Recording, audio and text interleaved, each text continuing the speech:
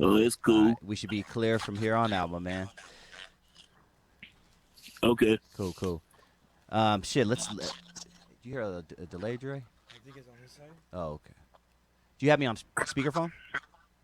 Yes, sir. Yeah, you know what? Yeah, can you put me on regular? Okay. Yeah, thanks. This is because we get a feedback. Okay. Cool, cool. Much better. Beautiful. Now we're good. All right, let's continue. So I think the last question or the question I was about to ask you before we got disconnected was, who has a bigger presence out there, the Crips or the Bloods? Oh, most likely it's basically the Crip and Folk Nation. Okay, so they're combined out there. They was, but I don't know about now, but they was. Everybody saying the 8 ball broke, but it was like united, and it was counting Folk and Crip together. But it was mostly the it was mostly the 90 generation. Hmm. Explain the 8 ball for everybody on the West Coast and things like that. That's when either GD and Crip get together, or you want to pit Folk and Crip together. It's basically 8 ball. It's like a C and the East Side pit together and the hand stack and stuff like that. Got it. And Got they it. put it like a 6 point star and put the C in the middle, or they spell Crip around it.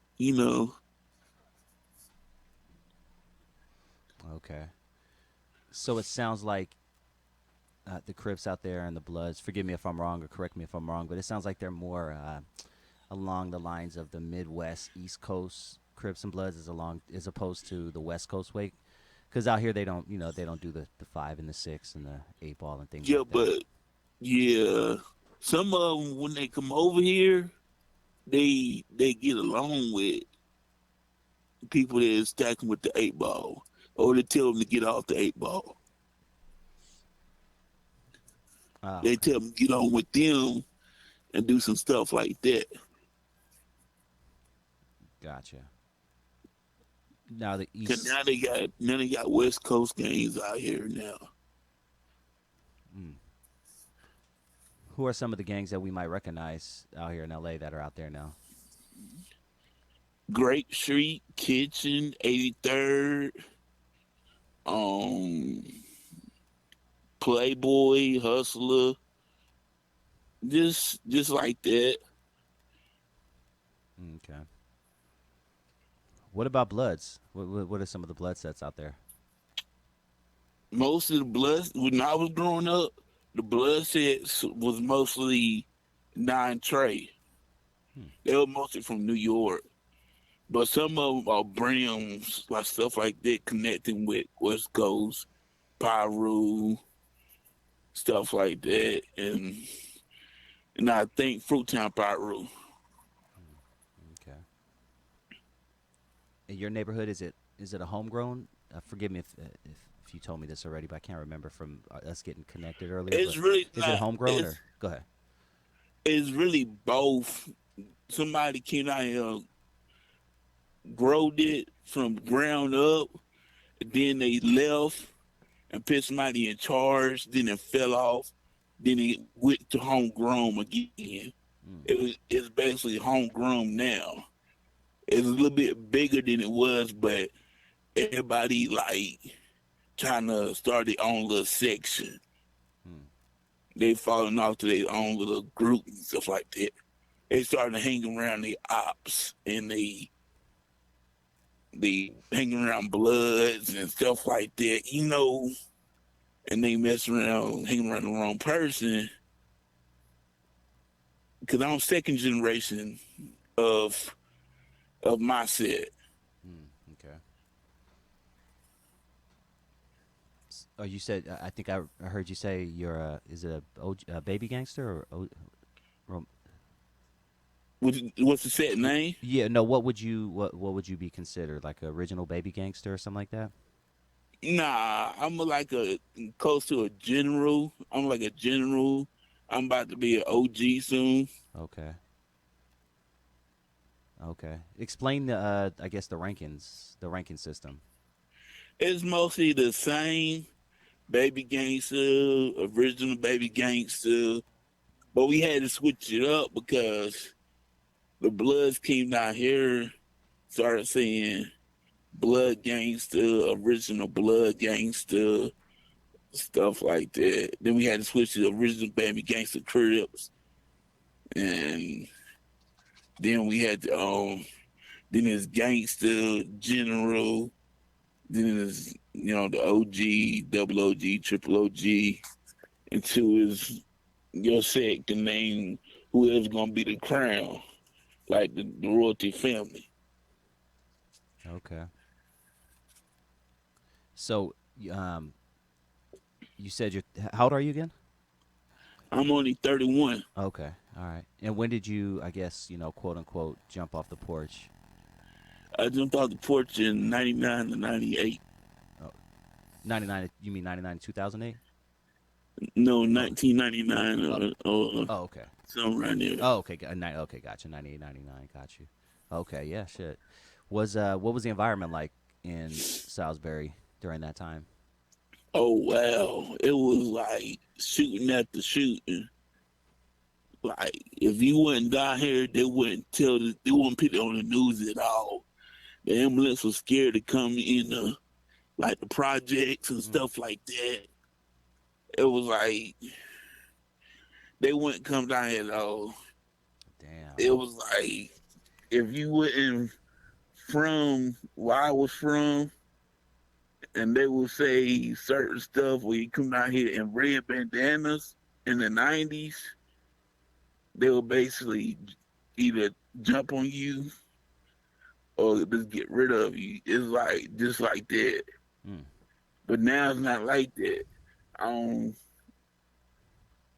it's like the structure is not the same because now they trying to take the West Coast rules and battle Crip against Crip. I don't like that. mm. So Crips are fighting each other out there also? They trying to do that. Mm, damn. Yeah, that's it sounds like there was a little bit more leadership back in your day. Like yeah, structure, I guess is the right word. Yeah, it was more structure. Okay. Now there's the kids are out there just wilding. Yeah, they just wild now. They all just wearing skinny jeans and running around with backpacks and stuff. That's what I don't go next to them. that's what I was saying. Now, like back when I was coming up, I'm in my 40s. You could tell a gangster. You know what I'm saying? He had a certain way of dressing. He was wearing Dickies, house shoes, whatever the case is. He had a rag. Yeah, Nowadays, all the gangsters are blending in. They look like college kids. yeah, that's what I was telling one of my homeboys. He's from California, and I was like, a gangster don't wear that no more. They wear vests and Yeah, they dress preppy. but they'll shoot your ass faster than a lot of Yeah, times they faster than they will. would back in our day. I was like, yeah, they will. Yeah. What are the gun laws like out in North Carolina? In Cali, you can't walk damn near to your onto your lawn with a gun. But can you guys just walk around legally with firearms, like walk into a Walmart and shit? No, really, no. Okay. Okay, the gun laws are like if you 18, 19, you can basically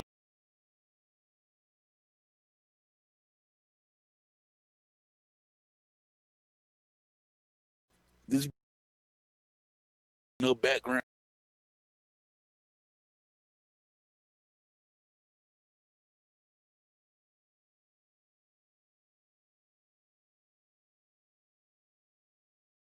Where a dude approached him and having to shoot him in front of his daughter. Oh yeah, sometimes the the metal detectors they not doing a good job down here. But they got Walmart security. Everybody know this now. Mm-hmm. Walmart security everywhere. Yeah. Sometimes you got to protect yourself. Yeah, you do. Now, so you how old were you again when you joined? I don't know it was I 99, was but how old were you about? about 10 or 11. Okay, all right, 10 or 11. That's an age that we get a lot on our show. I want to ask you because I've watched a couple of your videos, like I said on IG, and one of them was pretty interesting. I want to ask you a particular question. I want to ask you a, why do you think people join gangs, and b, why did you specifically join a gang? And feel free to Why just people tell the whole story. Yeah, what the first one? Why do you think people join gangs? why people doing games is like fathership, probably getting back at somebody, um, and probably they probably was in a group home or something like that. And why I joined the game, it was just around me. It was just in the it was just my people was like hard when I was growing up, and they was like, "Don't cry, don't do this, don't do that," and they raised me up to be hard. But the females, they raised them to be like kind of like soft and the get along with people, and it's like the Crips was right next door to me, and now I'm right across the street. And it's like, Mm. and I'm already the hardest. I don't know what at 8 or 9 years old, walking around the street, beating up people, fighting people and stuff. So they noticed it, and they knew my daddy already, and most of my daddy friends come to find out they was Crips too. Mm. Just all around you. Yeah, Hmm. Makes a but lot of sense. most of my cousins, on some of them are Bloods, and I don't know how that happened. Mm. But they from New York and stuff like that. Must be some interesting family barbecues. Yeah, we don't do that no more. It be some crazy fights. Man, I feel like the black sheep because I'm the only Crip now. damn. Hey, that's hilarious. Now, that's yeah, exactly. Um, what's the Mexican gang presence like out there? Oh, the first time I see a Serranos,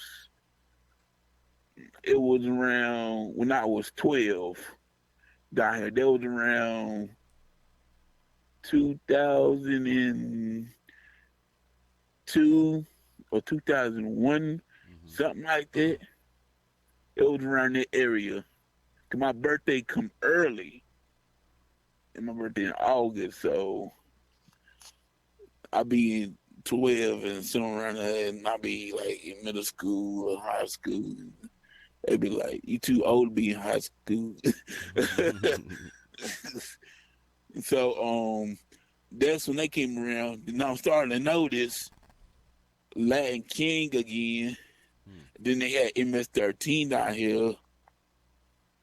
Then they yeah, I'm starting to know some new spray painting on the walls and stuff, but I don't know what they are. It might be just a little gang they made up. Mm. Yeah, that's how you know. Is just look on the street, look on the walls, wherever you are. You kind of know Yeah, what hood you're in by looking on the walls. yeah, Yeah, yeah. I'm pretty sure you guys are gonna see a bigger Latino presence out there. Just I mean, hey, there's. it is. Hmm. We got Honduran, El Salvador, a lot of Mexican people out here, and Spanish, and all around us. Hmm. Where I stay at right now is full of Spanish. Okay, I'm full. It's like, and but they get along with me though. that's cool. Gang wise, so there's not really much beef going on in the streets between Latino gangs and black gangs, to your knowledge. Mm-hmm. between the Bloods and the Spanish games there are, Oh, okay. What do you know about but that? I don't know nothing about that right now. Hmm. Yeah. They Damn. keeping that on the hush hush. Hmm. Because most of the time they just beefing over the colors, like they did back in the '90s and stuff like that. Custodians wear blue, so if they're doing it out here, they're probably doing it out there. Yeah, Okay. Yeah. What what age were you most active? let me see. I was most active all through middle school, high school, through my 20s. That's the reason why I got to be where I'm at right now, because I was mostly active all through right there, and I was just watching how they was moving around when I was 10 or 11. I was just watching them and then what not to do, what to do, and they was teach me certain. And plus, I took kickboxing to keep me motivated and stuff like that. Hmm. Okay. Yeah, man. Just once again, it was just all around you. I guess whatever's around you is what you're gonna most likely grow up to do. So all throughout your damn. So middle school, we're talking high school, we're talking 20s. Did you ever do any jail time? Yeah, I did jail time. Oh, okay. What was your longest stretch? They tried to give me 10 years and without probation, without all that stuff. Well, what do you call it? Parole. Mm-hmm. But I had to get. I saved up money to get two lawyers, two of the best lawyers. I Mm. Nice. just, I was supposed to put down something else, but I said I had to put it down. My arm was like, if you had a fighting chance, let's go ahead and just do it. You know what I'm saying? If you had a fighting chance, just go ahead and just do it. Put the money down, Mm. and then see what the lawyers say. And I ain't had to say nothing or nothing like that. They was like, just sit there, don't say nothing. We got your back. If we stuff like that, they they said, but they end up because the DEA officer was on my back too. Mm. They were trying to get me, and they didn't know in my paper. They didn't look at my paperwork yet that I was a Crip. Mm. They They. didn't look at it Oh yet. shit. See, up there they probably look at that first, but down here they look at that last. Hmm. They look at the case first. Damn. That's a little twist. Yeah, So 10 years you were facing, huh? What were they trying to charge you with? just just like no serial number on the gun, and this accident and shooting in the occupation of prep. Mm. Damn. During that time, that whole time, that you're out there active, what's probably the craziest thing that you have experienced to where you woke up the next day like, damn, I can't believe I made it through that. Being stabbed and cut Mm. with razor blades and knives and shit like that. Ooh, what happened? I was getting into a fight, and I guess I didn't see the person when they did it.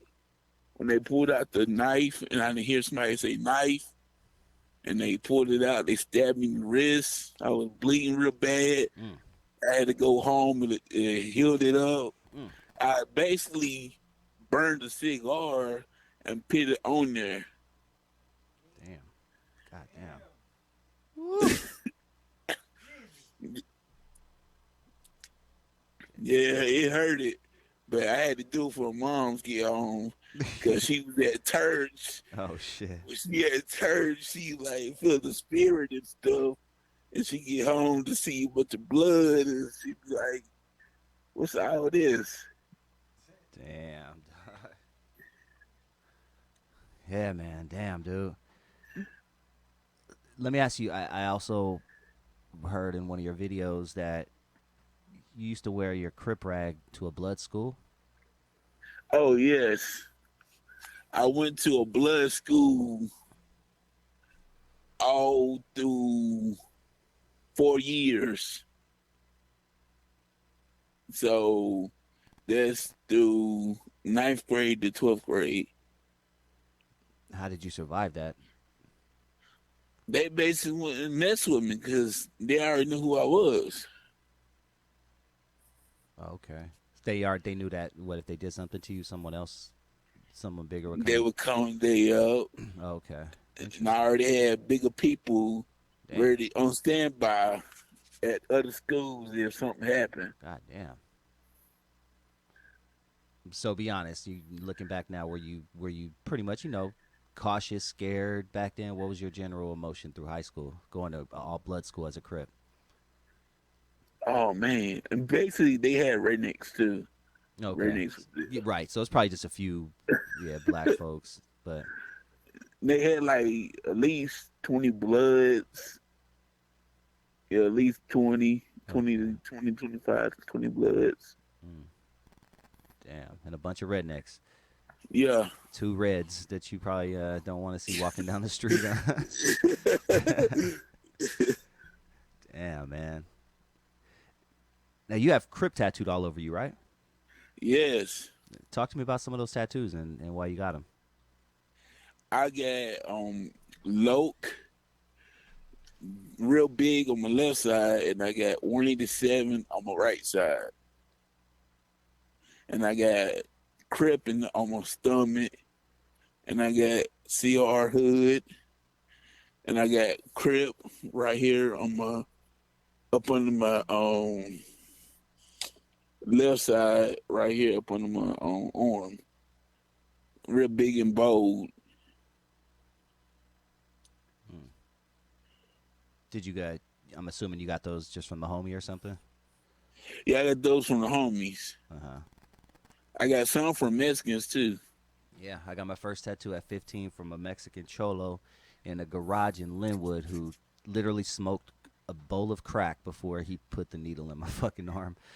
15. Yeah, I was 15. It was a dumb shit we did as kids, guys. But apparently, if he this motherfucker, you know how he sanitized the needle too? He fucking burned it. Looking back, I'm like, I yeah, was a dumb little motherfucker, man. I was too. I got my first tattoo as soon as I got out of high school at 17. Piercing, same thing. Piercings, like, yeah. Let your homie pierce your fucking nose. You wake up Yeah. the next day, you got a keloid on your nose. Yeah. Sorry. Oh man, the things we do, huh? Yeah, Yeah, okay, but so yeah, so you got I mean, so there's pretty much no going back. I mean, you can get tattoos covered really, but once you get Crip stamped on you, I mean, it's for life. yeah, that's for life. That's why people scared to get tattoos put on their body now, like blood or Crip. That's for life. Like I seen one dude on the news talking about he gonna get his tattoo removed and stuff like that.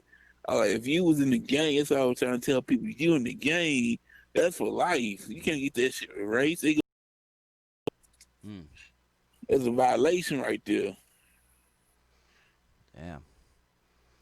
Yeah, man. Well, Blue. It's definitely been a pleasure, man. Do you have anything that you want to promote out there? Actually, before I give you that chance, can I make a suggestion to you? Yes, sir. I've watched your videos on Instagram. Take that energy and put it on YouTube and make yourself some money. Just press record and just talk. I'm sure you have a lot of stories, man. Just talk about whatever stories you have. And this whole true crime gang genre thing is pretty big right now. And there's people out there looking for stories from original people who did it, you know what I'm saying, for years. So, yeah, do your thing on Instagram too, but I would suggest if you don't already have one, I would open a YouTube page, man. Okay. That's real talk, man. That's real talk. Just like, you know what I'm saying? I mean, my show started with an idea. Everybody's show just starts with an idea. And I'm not the gangster. I'm not a gangster at all, but I interview the gangsters. And I personally think that the stories are more interesting when the gangster's telling it. So I think you need to do that, man. Just Google how to start a YouTube page and take it from there, man. And you'll get the subscribers. Yes, sir. I'm throwing that out there, man. I hope one day I'm looking online randomly and I see my boy Blue Atkinson has 100,000 followers. I'm gonna be like, all right, I dropped that seed right there. I'm gonna look into that. I'm gonna look into All that. right, Playboy. But no, do you have anything you want to promote or anything? I don't even know what you do personally, but if you have anything you want to promote, shout outs, anything, now's your chance. I don't think I try to do is look out for the homies and stuff like that. Try to help them out with their kids' Christmas and stuff like that. But that's the only thing I try to do. That's what's up, man. I like talking to cats from the South, man. It's a whole different vibe. You got a good heart, man. Stay safe out there, and I'll be in touch. And if you ever need help, with the YouTube thing, just holla at me. Okay. All right, man. Take care, dude. You too. All right, peace, man. Peace. Good shit, man. I love chatting with Yeah. people from down south, man. Makes me have to slow down a little bit. When I talk to cats from the South, Dre, I realize how fast I talk. And And how, I don't think I talk that fast. how quick you think and how quick you're quick Yes. to make a decision. Right. Yeah, I man. feel like you're always like on the spot. You gotta make a quick decision Uh-huh. because either somebody's gonna come at you real quick or you That's want to get the upper hand. That's what it is. It's California, like fucking. It's Yeah. coming from all over us. So when you talk to a dude from the South, like I don't know if you noticed, but I got relaxed. I was chilling, like Yeah. I was folding my hands, fucking. I was hearing jazz music in the Man, background. I was relaxing. Fuck. But yeah, man, good story, man. Dre, why don't you pull up some music? Big cocaine energy here in LA. Right, dog. That's what it. And Miami. Even if you didn't snort cocaine personally, which I never have, it's in my genes because my dad snorted hella blow Hey. back in the '70s. So it's definitely somewhere in my body, and it's in a lot of your bodies as well out there. So yes, look, we're gonna take a little 5-minute break. Our internet's down, isn't it? I got something. Oh, okay, Dre got something. He always has something. We are tuned into Dusty Vision Radio right here on Super Audio Network every Thursday at 7 p.m. We'll be right back in a few minutes. Peace. Yeah.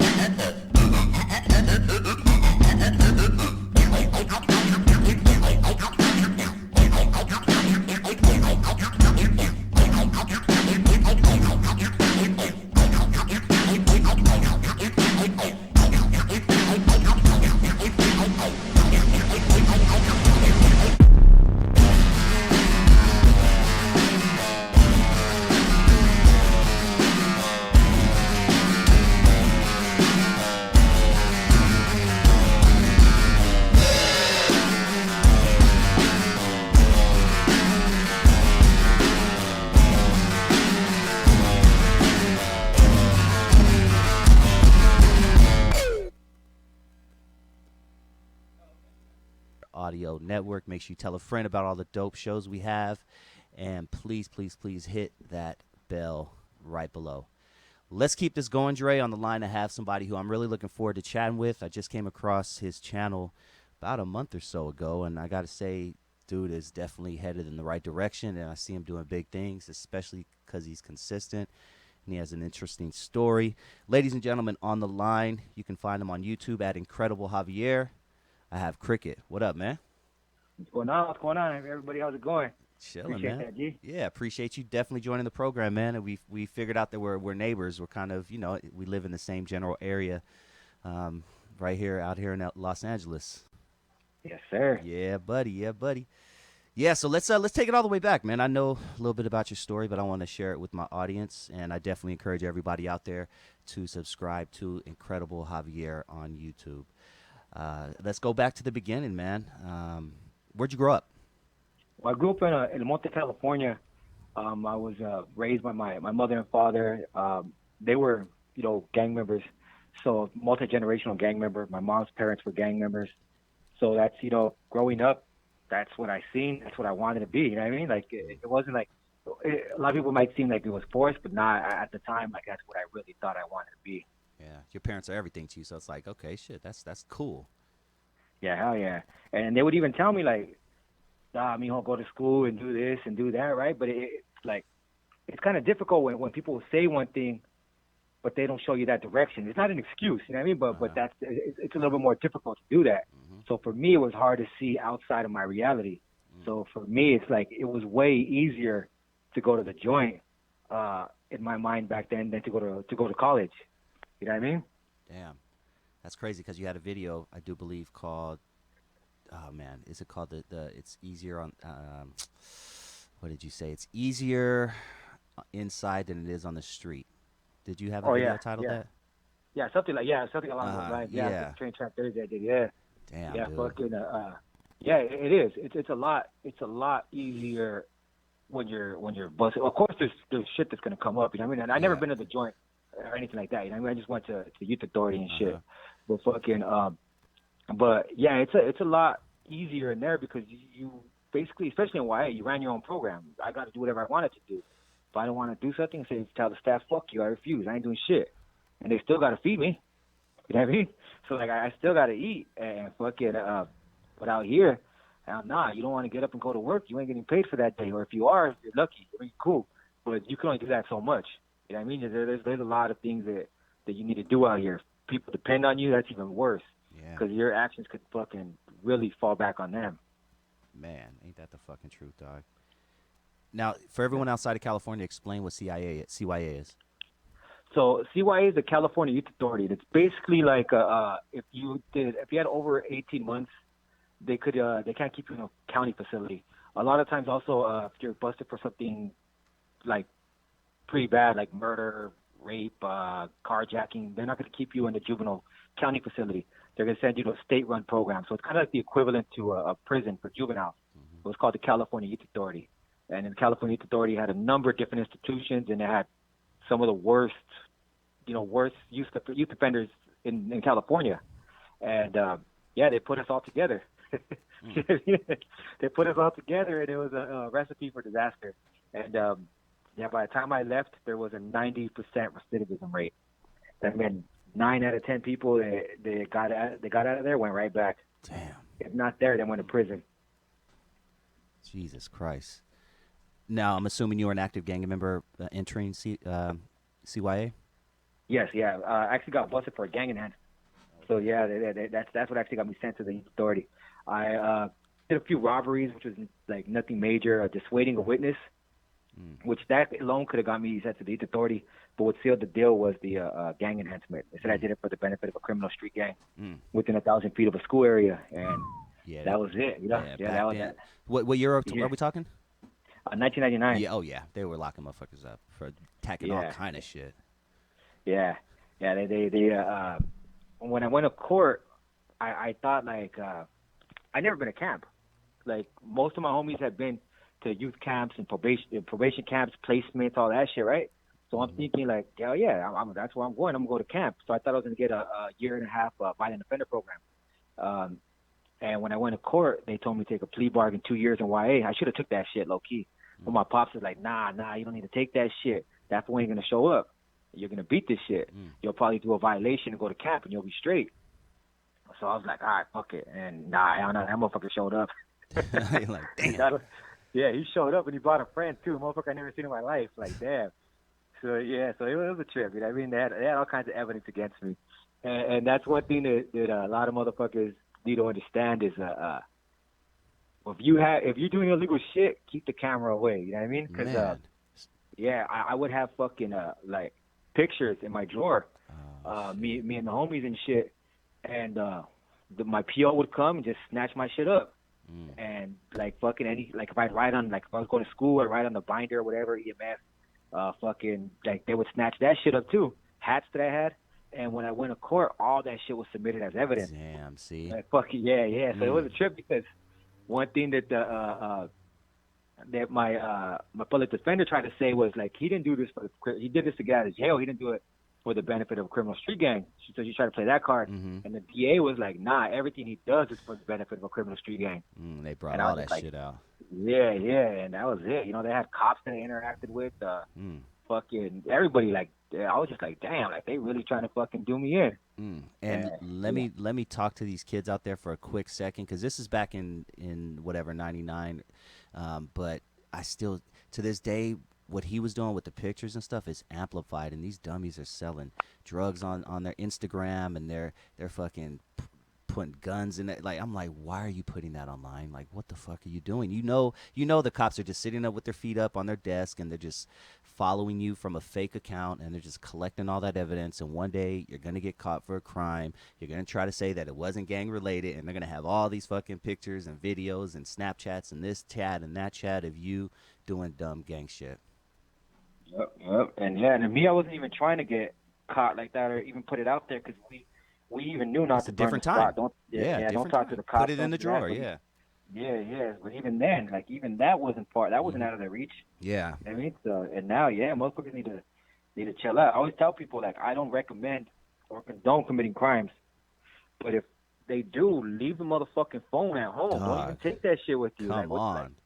Yeah, because they could track that. Oh, they track that shit 100%. All the cell towers and everything, those fake trees that you pass, that they're connected. You go to court, they're connecting all that shit. I wasn't there. Well, your cell phone says you were, motherfucker. Yeah. But it's always better just to avoid that shit entirely. Of course. Don't even do that shit. Yeah, of course. But unfortunately, people are still going to do it. But yeah, but definitely, of course. So take me back a little bit, man. How old were you when you quote unquote, I guess, jumped off the porch? It's kind of a trip, because I was like, when I officially got in, I was 14, but like I was always around it. You know what I mean? Yeah. So it's like I always had, like, my pops. He was around. I mean, his homies were around. When my pops wanted to join, that's when I kind of flourished. I went on my own. So I got my own crowd, and it was kind of, at first it was a trip, because like, I love my pops, right? May he rest in peace. But fucking I didn't want to be in his shadow. Okay. You know what I mean? So it's like they called him Cricket too, and I used to hate that they called me Little Cricket. I was like, man, fuck that. I wanted another name. But even then, homies were like, nah, Charlotte, fool, like, you got a name already. You know what I mean? You're cool, like, because everybody else wouldn't. My neighborhood's pretty deep, so you had to fight for names, right? Okay. So it's like you can only have so many cats. You know what I mean? So only two jokers allowed in one game. Yeah. Two joker minimum. And if you see another one, you're gonna have to get them up with them when you see them and shit. So for me, I really didn't have that issue, but there were other homies that, like, they're fighting for names and shit, and they're trying to come up with new names or even trying to establish themselves. They're like, man, you got this shit. Don't even worry about it. You got a name. Like, that's your birthright, right? And I was just like, man, I wanted my own shit, but I try to, make myself be a little different from my pops. So when I went to YA, I was pumped up because my dad never went to YA. So I was like, yeah, I beat him. Like he didn't go to the joint till he's like 25. So I'm like, hell yeah, I'm 16. I'm ready going to YA. But yeah, I really started when my pops went to prison when I was about 8. So when I was about 9 or 10, I started blazing it, drinking a little bit. So by the time I was 11, 12 years old, I was doing robberies, burglaries, just whatever we could. So that's really when I started, like, engaging in criminal activity and shit. And then that brought you to YA, which I want to tap into a little bit more. You posted Yeah, a video. You posted a video called "Hood Hoppers of YA." Can you explain to my audience what a hood hopper is? Yeah, definitely. So hood hopper is somebody who they'll start off being from one gang, and next thing you know, they're from another gang entirely. And fucking, it's a trip, you know. Like you'll one thing where before I even got to YA, I experienced that shit when I with some cat I knew from the streets. So when we were busted, no, when we were on the streets, he was from Jimtown, and I knew him, right? So fucking, I was chopping it up. We ended up going to LP. We're going to court. We're all going to Pomona court because he's from Monte. He grew up in Monte, but somehow he's from Jimtown, right? And so we're going to Pomona court, and fucking, I end up being in the room with him. So I'm chopping it up like, "What's up, fool? How you been?" And I got my homies across the hall. My boy Quickie, rest in peace, and homie Turtle across the hall. And I'm chopping it up with this fool. I told him, "How's your homie Sparky doing?" He's like, "Oh, he's doing well, but he kind of looks kind of weird, right?" Like, looking at me funny. He's like, "What Sparky you talking about?" I said, "Sparky, fool, from your neighborhood, from fucking Jimtown." He's like, "Oh, yeah, you haven't seen him in a minute, fool. I'm not from Jimtown anymore." I'm like, "What's up, fool? Where you from?" He's like, "I'm from Maravilla." And I was like, "Ah, hell nah." You know what I mean? So at that time, it was on with Maravilla. So I told the homie across the hall, like, "Hey, fucking, keep through shot, fool. I'm going to get down with this fool. I'm going to fuck this fool up." He's like, "What happened?" I said, "This is Maravilla." And fucking, I ended up getting down with them. Is this when Maravilla, I guess, wasn't part of the Sureños, right? Is that why it's on? It's the green light on site type thing. Yeah. Okay. So fucking, I got down with them, and that was the first time I really experienced like fools hood hopping, and it was crazy because I knew this cat from the streets. So it's a trip even more because he's from Monte, but he's from a Whittier gang, and then now he's from East LA gang. So that was a trip. So that you see that, right? But when you get to YA, like, you'll see fools go to lockup, and when they'll come out from a whole nother barrio. So you'll see fools like they'll have like one neighborhood tattooed on them, and they'll get another neighborhood tattooed over that. You'll even see fools that will be one thing and end up being another. So you'll see cats that were like Crips or Bloods end up being Sureños. Cats that were Sureños. Yeah. There was this cat from Horchentas. He ended up being from Black P-Stones. And then you'll just see a gang of shit like that where you'll just see fools hopping. Most of the time though, you'll see cats stick to like where they're from. You like, if they're Southsiders, they'll be Southsiders. But every once in a while, you will see cats jump that major jump where they're going to a whole nother organization and shit. That was a trip. But and everybody always asks me like, what happens to them? How do people deal with them? In YA, it's run your own program really. You do whatever you want to do. So if you got the heart and you ain't letting nobody fuck with you, they ain't gonna tell you shit. But there was other cats that were straight busters, and I mean like punks, you know what I mean? Like straight punks. And fucking they're gonna get rolled on no matter what. So it doesn't matter if they're hood hopping or not, or if they're solid in the same hood. If they're a punk, they're a punk, and that's how cats are gonna treat them. Now, what's the relationship like in Y and CYA with the blacks? At first, it was a trip because it depends on where you're at, right? But it's always a power struggle, and it's crazy because there's really nothing even going on in there, like for you to really fight over power. That's the weird shit. So fucking like there's a little bit of dope moving around, but it's crazy, man, because you're really fighting over nothing. So it depends on where you're at. So when I first got to Nellis, I was in Hayes. Hayes Cottage was predominantly they called them Respected Black Cottage, because there was two different things. If you're a South Side or you're Feed Raza back then. If you're Blood, Crip, Bay Area, you're going to be Respected Black. And if you're not, then you're just Leva. Either way, a Leva or a Case. You know what I mean? Like you ain't shit. Nobody gives a fuck who you are. So fucking so it's just about who so I went to a predominantly Respected Black, and actually even predominantly Crip cottage in Hayes. And right there, I had to fight like a motherfucker, because like it don't matter. My neighborhood is deep in there, but it don't matter because they ain't there with me. You know what I mean? They're other spots. So you mean that shit ain't gonna put no fear in nobody's heart. So they're just gonna be like, you mean you think you bad, motherfucker? Let's roll, and you're gonna have to get them up. and it could be over anything, any fucking thing. You know, you fucking change the channel. They'd be like, hey, homie, I was watching that shit. And it's all about how you talk to somebody, right? Mm-hmm. So, like, let's say if you change the channel, I'll be like, hey, Dusty, hey, check it out, homie. Like, all due respect, I was watching that, G. Like, you mind changing it back? They'll be like, oh, my bad, Fuck my you. bad. Yeah, but If they you say- ain't like that, right? Mhm. They ain't like that. They're like, what the fuck you doing? I was Wow. watching that. You know what I mean? And it's Oh, like, whoa, wow, who the fuck gotcha. you think you're talking to, dog? Yeah, Who the there's fuck a you way think to say you're talking shit. homie? Yeah, and nobody knows how to say shit in there. They didn't know how to say shit. Like, everybody's kids. Everybody thinks that they're bigger than everybody else. So it's 18 and under in Alice, right? Yeah. For the most part. So everybody thinks they're the biggest fucking dog on there. So you're gonna have to fight like a motherfucker.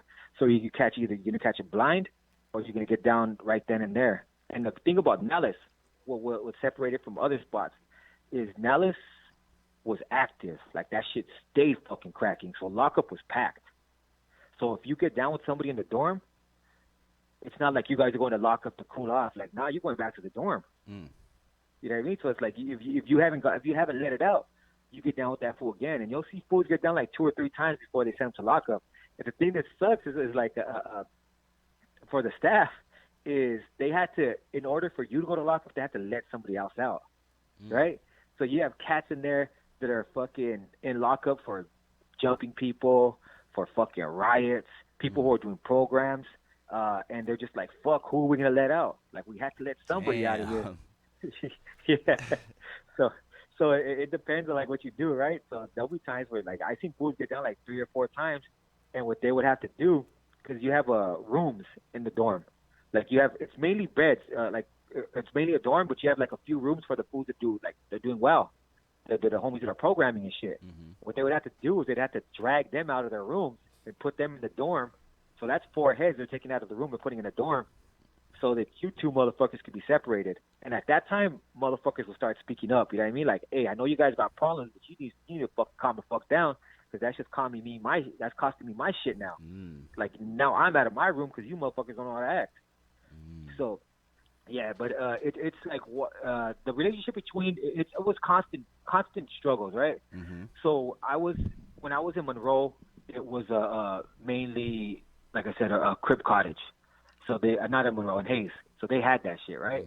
And I ended up trying to kick off a few riots, and that shit never cracked. I just ended up jumping fools or just doing other stupid shit. And they eventually kicked me out of that cottage, and I ended up going to Monroe, which was like sold up by Firma Raza. That was their cottage. So it was like night and day. You know what I mean? I was tripping out like, damn, like these motherfuckers got it sold up. So yeah, and there it's the same thing. Like, you'll see certain black homies that they wouldn't like the way other black individuals were treated, right? For example, there was this cat. I'm not gonna put his name out there because he was like a case and shit. But we'll just say we'll just call him Jenkins, right? This cat Jenkins used to this fool. He was immature. You gotta remember, like, we're kids, right? So he didn't know how to be a hardcore gang member. He was still a little kid. So he acted like a little kid, and it was annoying to the homies. So they would jump him. They ended up jumping him and breaking his arm. Yeah, so they fucking break his arm, and he's on the top bunk. We're going to showers, and he ends up woofing on one of the homies, and I'm getting out the shower at this time, so I have a towel around me, right? And I see something kind of going down. And in Nellis, you could get down one-on-one, though, with other races. Okay. So, yeah, and TS not, but in Nellis you could. So I see him getting into it with the homie Alfalfa from Southside Kings, Tulare County, and so I'm walking by, and he jumps off, right? He jumps off to his bunk to rush the homie, and he has a cast on his arm. So he's going to hit the homie with the cast, which is a no-no, because that's a weapon. So the homie started jumping him. Whack, whack, whack, whack. They start fucking this fool up. I'm looking like, do they need me? But I'm like, nah, they're cool. They're jumping him, right? It's cool, but he's a case. So a lot of black homies aren't going to jump for him anyway. But I guess the homie Tiny Bird from Hoover was like, man, like, you motherfuckers are just doing this too much. Like, he couldn't sit around and just watch it anymore. You know what I mean? So Tiny Bird from Hoover jumps in. And when he jumps in, it's on now. Like, now I have no choice. Like now it's like, shit. yeah. Now it's like, I can't just be fucking. Oh, it's cool. It's a 4-on-2. Like, nah. If it's more than one individual, from the other side that jumps, then it's a riot. Like, you got to take it that way, right? So fucking, we kick it off, and yeah, like it was a trip. Like, Damn. there will feel like anywhere you go though, you'll see a few individuals from the other side. Well, no matter if you're female raza, respected black, that are gonna hold their own. Like, they don't give a fuck if you're outnumbered. It's like, who cares? Like, this is what it is. Why it is gangbanging. Damn. Yeah, Man. so that's why that was in Nellis. In YTS, it was a lot different. YTS is the older cats. So you had cats that had been at the joint already a lot of the time. Well, not a lot of times, but you have cats that you have homies that will catch a case in YA, go to the joint, and come back, right? Mm-hmm. So they're more they have a different stilo, a different style, the way they handle shit. You have cats that have been busted since they were 13 and they're like 20 now. So they already did like 7 years and they ain't getting out to the 25. So fuck it, you have motherfuckers that are just rowdy. And right there in YTS was real fucking racist. That shit was real fucking racist. Damn. Like, you had fools cracking ears like crazy.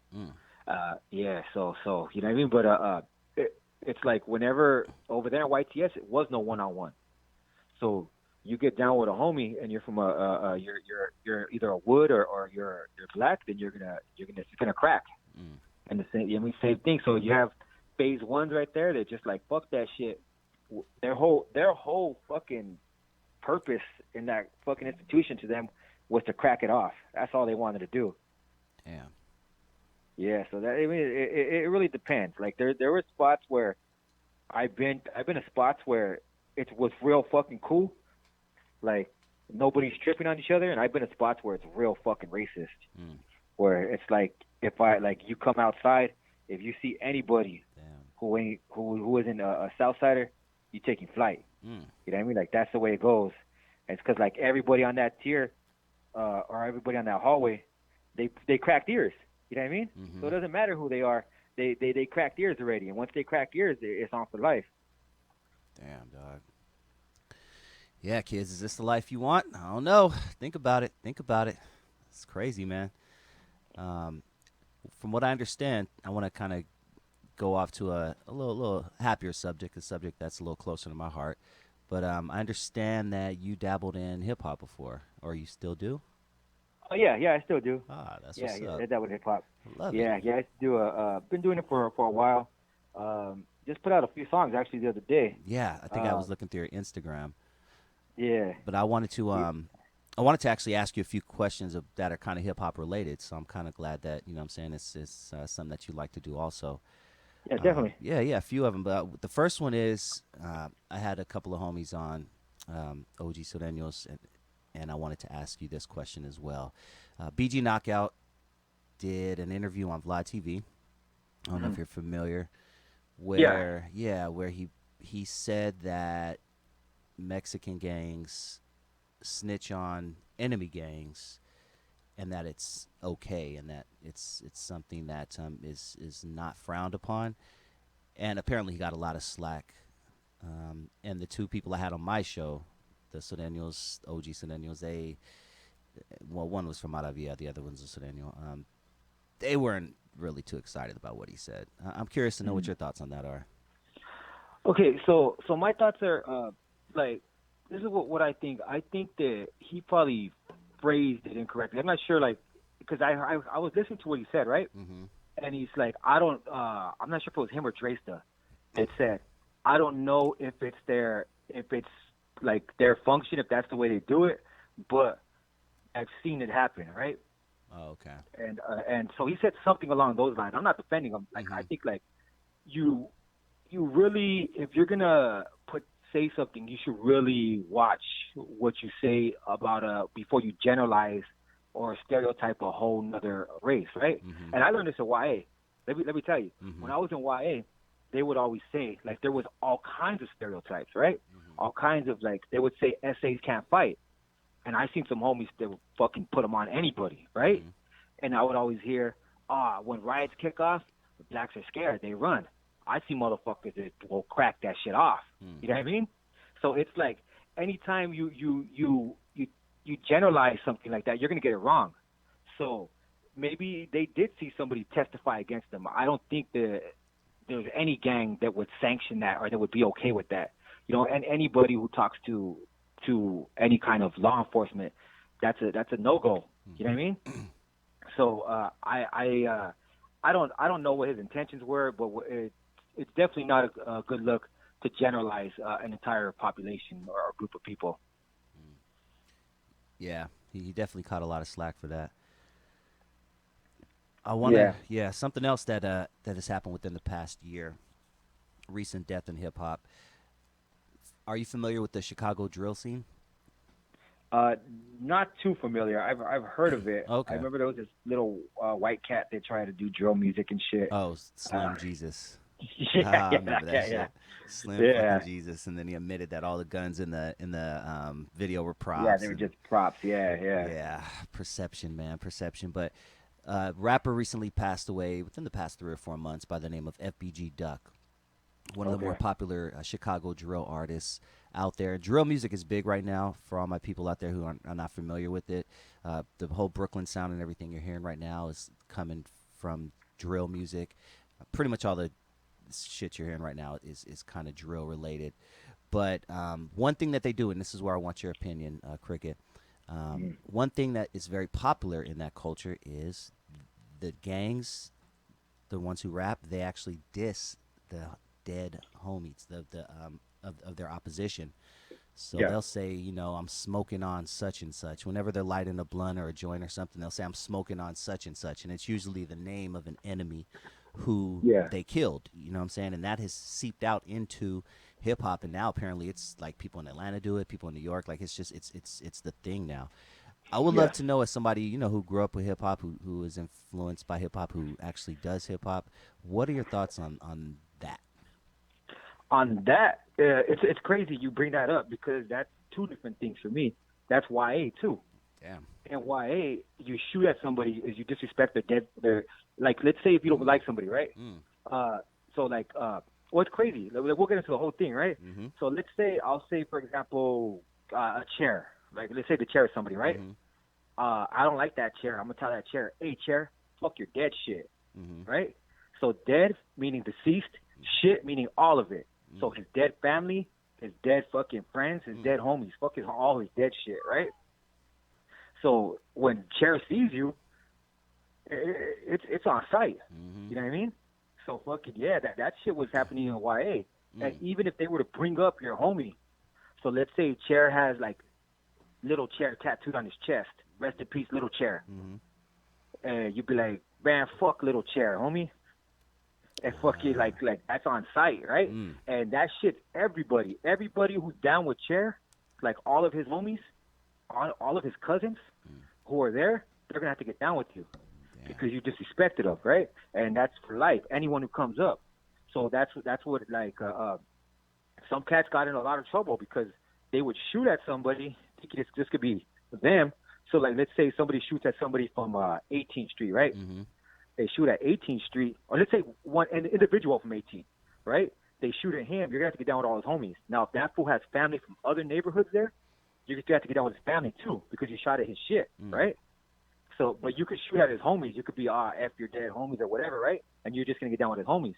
But if you fucking shoot at his shit, you're going to get down with his family too. So, that's something that was real common in YA. And they would bring up names like that. If you had fucking, especially in lockup, you had a lot of wolf cases. What's that? What's a wolf case? Wolf case is somebody who's they just talk. Like style wolf warriors. ticket. Wolf tickets. Gotcha. Yeah. Gotcha. Yeah, they're style warriors, right? Like they think they're all fucking cool because nobody could touch them because they're behind the glass. They're not in the dorm. They ain't gonna go wild like that in the dorm. Mm-hmm. They're gonna do that shit in lockup where you need a key to get you out. Yeah, it's like a dog that barks behind the gate, but when you open the gate, it doesn't bark. Yeah. So, but they'll go crazy and they'll fucking start like making up songs and fucking with your homies' names in it, and they'll do shit like. Damn. I remember that song.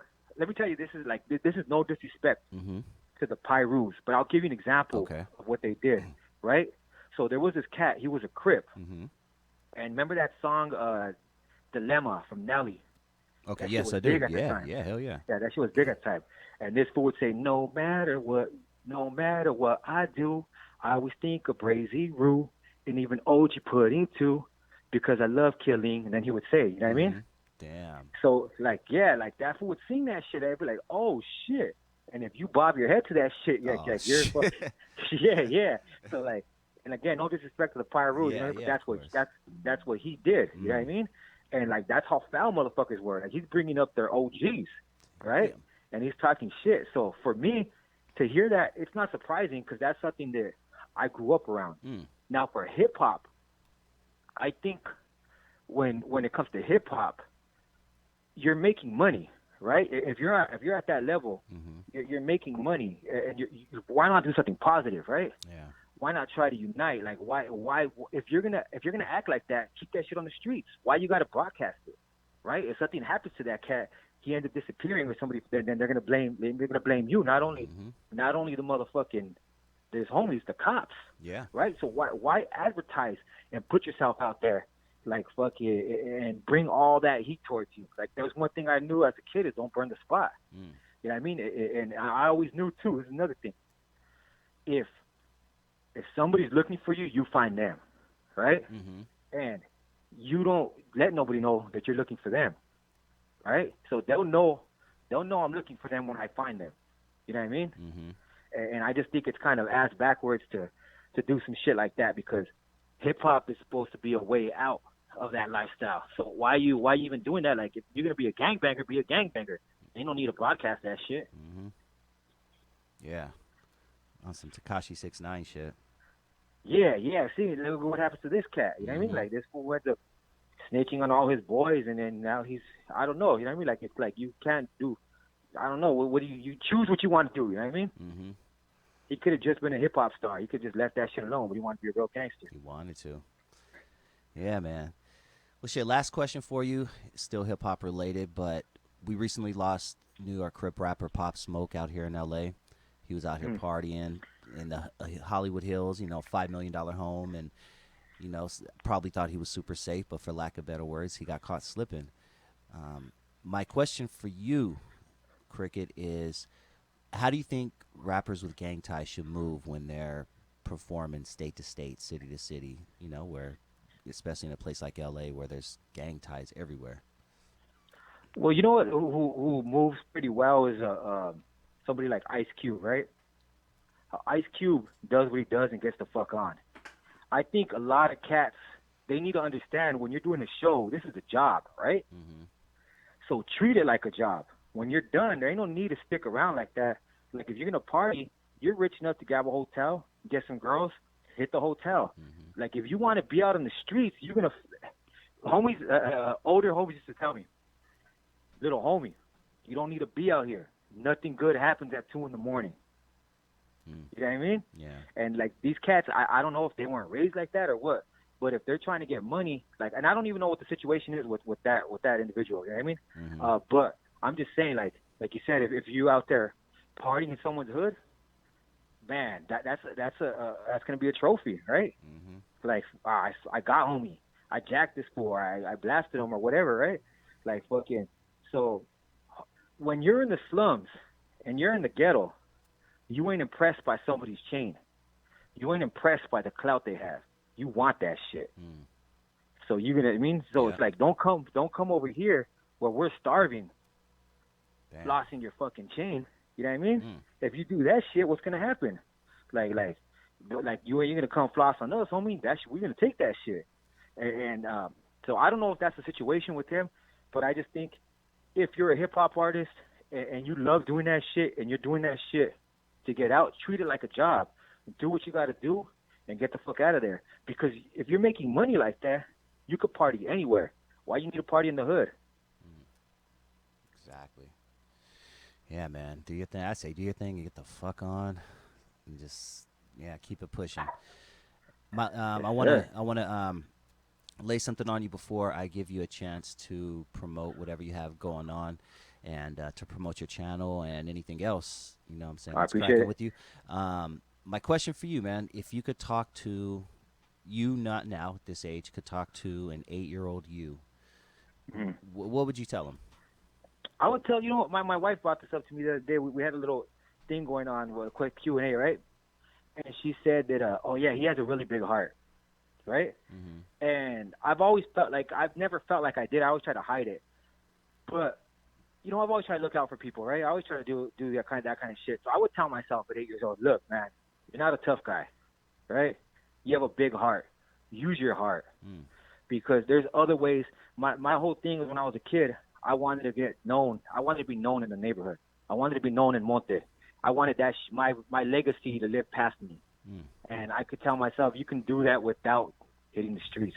You could do that without victimizing people.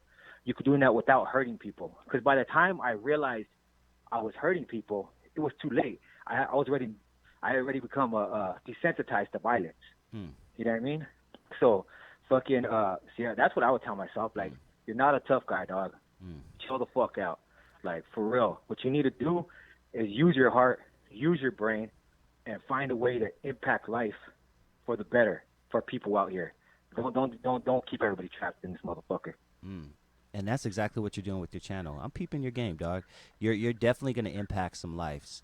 I appreciate that, yeah. I please ask you to stay consistent, man. I see you doing big things. You tell a great fucking story.